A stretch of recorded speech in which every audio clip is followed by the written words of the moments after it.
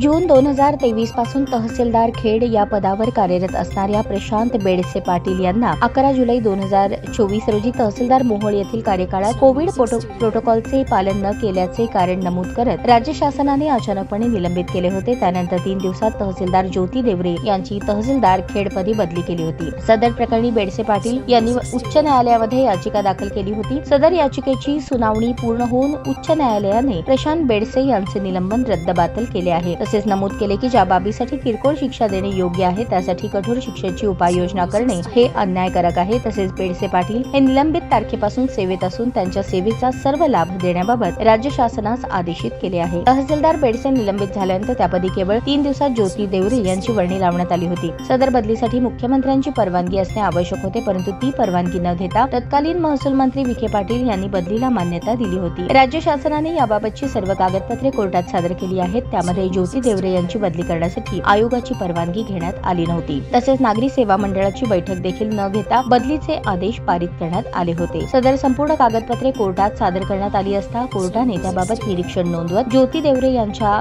बदलीबाबत मॅटने 4 आठवड्यात निर्णय घ्यावा असे नमूद केले आहे। त्यामुळे ज्योती देवरे यांना अतिप्रशासकीय कार्यक्षमता दाखवत तहसीलदार खेडपदी देण्यात आलेली नियुक्ती नियमबाह्य ठरवून रद्द होण्याची आणि त्या ठिकाणी पुन्हा प्रशांत बेडसे पाटील यांची नियुक्ती होण्याची शक्यता निर्माण झाली आहे।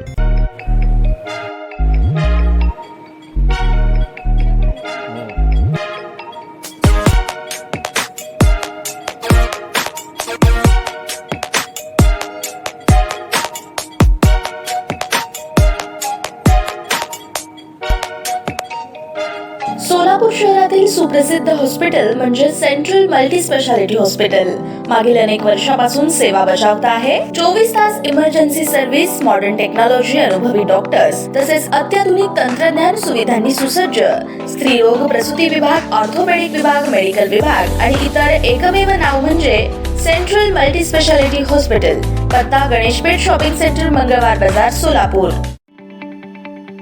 ताज्या बातम्या पाहण्यासाठी प्राईम महाराष्ट्र न्यूज चॅनलला सबस्क्राईब करा।